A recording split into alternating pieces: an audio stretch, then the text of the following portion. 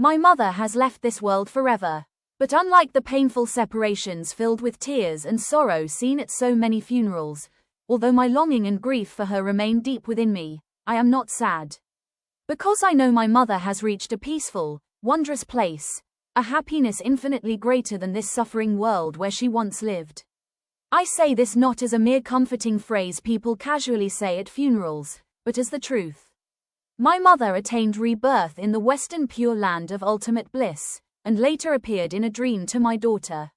My mother's name was DTTL, Dharma name DH. She passed away at the age of 59 in 2018. She grew up and spent her whole life in the river-filled countryside of southern Vienna. After marrying my father, she lived in DT Hamlet, ATD Commune, CB District, TG Province. In front of the house flowed the large CC River, while behind it was the small OA Canal. I mention the names and address not because I enjoy unnecessary detail, but so that those who are skeptical may have information to verify the story if they wish. While alive, my mother was gentle, honest, upright, and kind-hearted. She was the type of woman who devoted herself completely to her family, always loving and caring for her husband and children. Though she was often mistreated by her husband's family after marriage, she endured everything quietly to preserve harmony in the household. Toward others, she was generous and easygoing, never calculating or stingy. Whenever anyone needed help, she would gladly give what she could. As a result, many people borrowed money from her and never repaid it, yet she never demanded it back.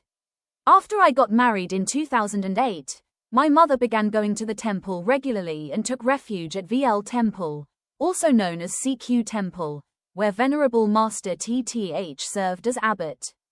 The Venerable specialized in Pure Land practice, so my mother learned and followed the path of seeking rebirth in the Western Pure Land of ultimate bliss, a shortcut to quickly escape the endless sea of suffering and rebirth. From the day she took refuge, my mother became much more diligent in cultivation. Every week she faithfully attended the temple and followed the practice schedule established by the Venerable Master. On full moon days she recited the Buddha's name. On ordinary days she chanted sutras such as the Lotus Sutra, Ksitagava Sutra, Medicine Buddha Sutra, the Great Repentance Text, Amitabha Sutra, Ulambana Sutra, and others, dedicating all merits toward rebirth in the Pure Land. At home she often performed repentance prostrations following the repentance to the 35 Buddhas. Some people believe Pure Land practitioners should focus exclusively on reciting Amitabha Buddha, and that reading many sutras as my mother did is considered mixed practice, lacking concentration. As for the result of practicing this way, you will find the answer at the end of this story. Whenever there were opportunities to contribute to temple construction, repairs, or cleaning, she participated enthusiastically. Each year, she also saved money to buy rice for poor families in the village, accumulating merit in hopes of rebirth in the Pure Land. Although she practiced kindness and accumulated virtue, this did not mean all karmic obstacles immediately disappeared. Many people misunderstand this point, thinking that simply going to the temple and doing good deeds guarantees a peaceful life right away.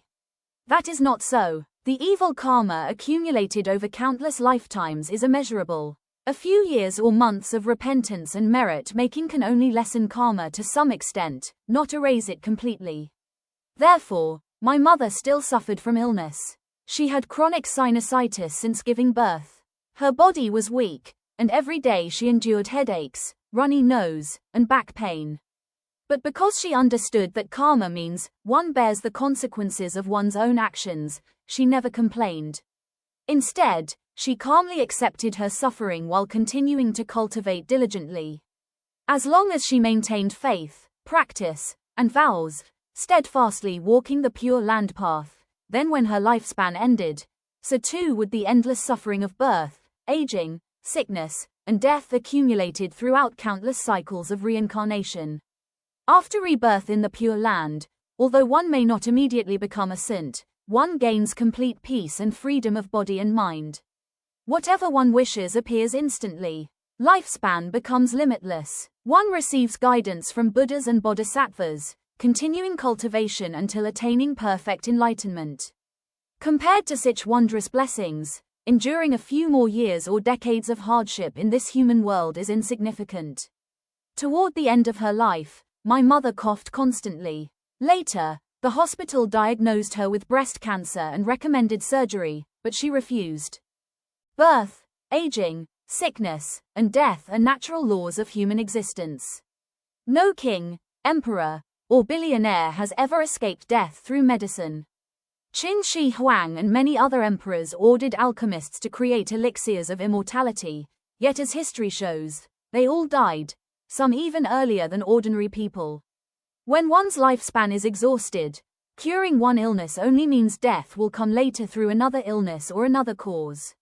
Such are the fixed laws of the universe. Buddhism therefore does not teach how to live forever, but how to end suffering. So why desperately cling to this life filled with sorrow and suffering? Is it not better to calmly accept the law that, where there is birth, there must be death, and devote one's energy to cultivation so that after death one may reach a higher and happier realm?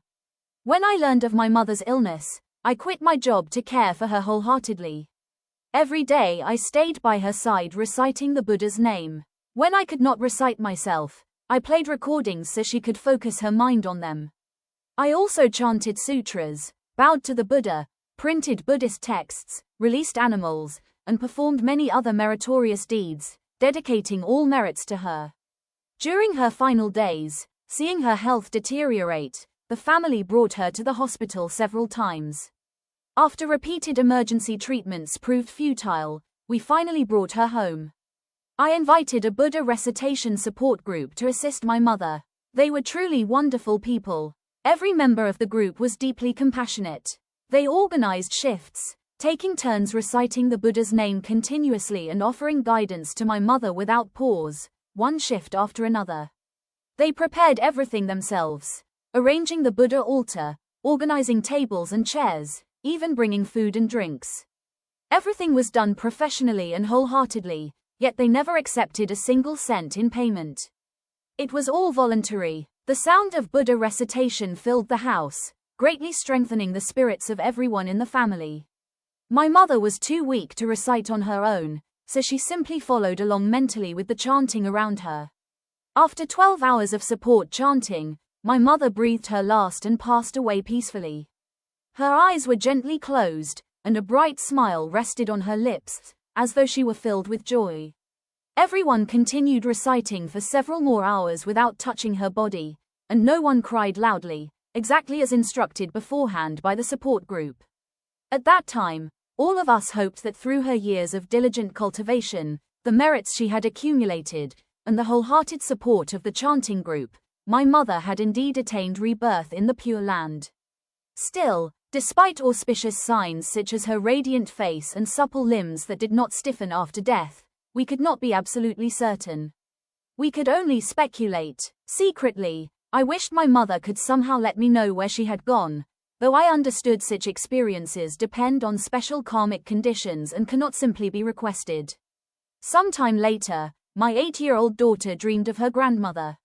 The next morning, she excitedly told me everything. She said that in the dream she saw her grandmother's old house, vivid and lifelike as if she were awake. Her grandmother wore grey Buddhist lay robes and gently called her over, saying she would take her to a beautiful place. A giant lotus flower appeared, and the two of them sat upon it and flew away. At first they moved slowly, then extremely fast. When they arrived, an incomparably beautiful and vast realm appeared before her eyes, filling her with wonder and excitement. There were rows of shimmering golden trees and magnificent lotus ponds with crystal clear water so deep the bottom could not be seen.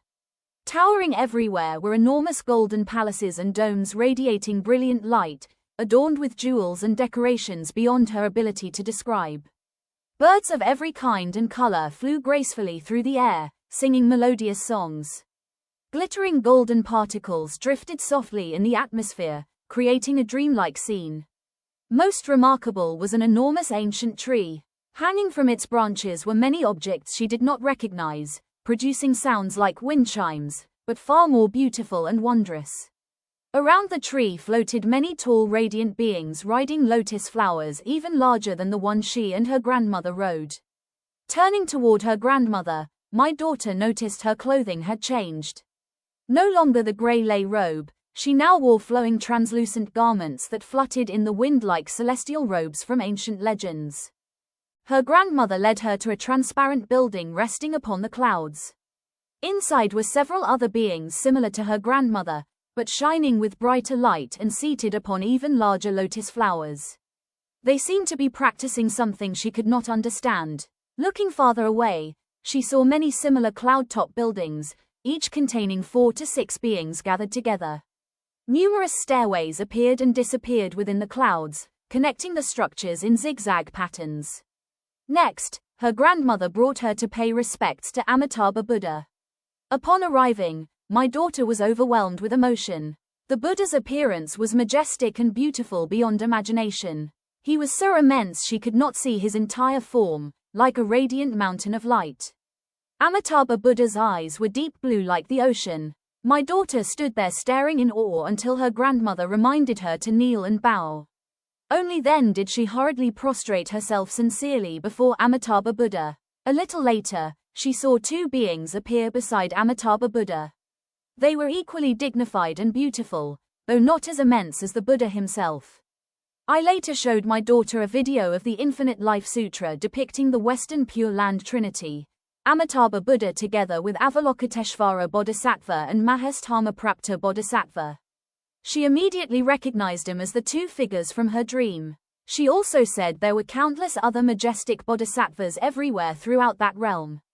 After paying respects to the Buddha, her grandmother led her back. Riding the lotus flower, they flew swiftly through countless layers of magnificent rainbow-colored clouds.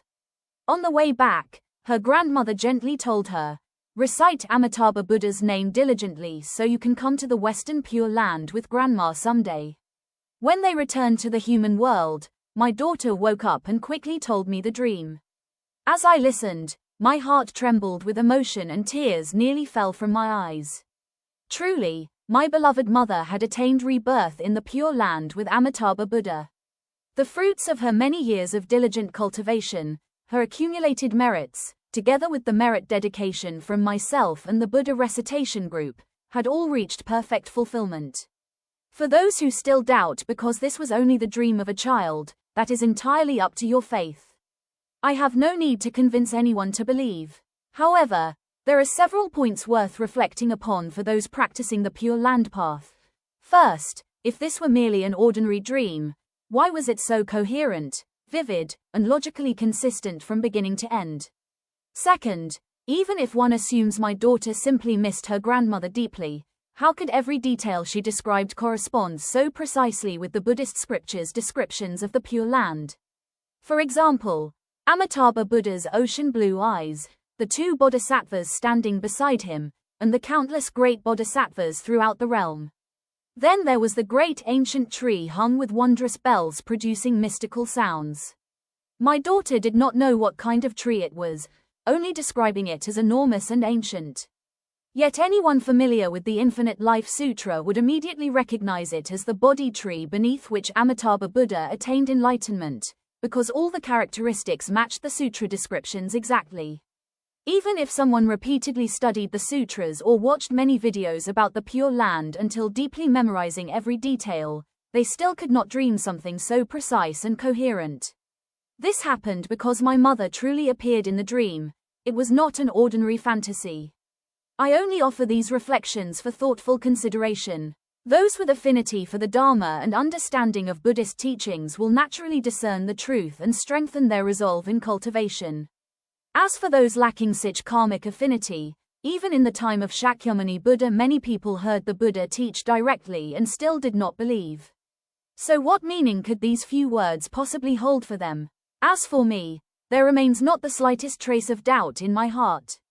This alone is already more than enough fulfillment. From the depths of my heart, I feel boundless gratitude toward compassionate Amitabha Buddha for mercifully receiving my mother into his Pure Land, where she may now forever dwell in peace and freedom, continuing her cultivation until Buddhahood.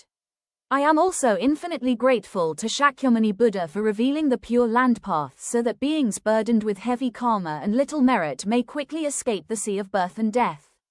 I thank all the masters and teachers who tirelessly guided us, and all the members of the Buddha Recitation Support Group who wholeheartedly helped my mother achieve this blessed result. May all people awaken soon, let go of attachment to this suffering world, follow the Buddha's teachings, cultivate diligently, and one day attain rebirth in the Pure Land just as my mother did, eventually perfecting the path to Buddhahood. Namo Amitabha Buddha.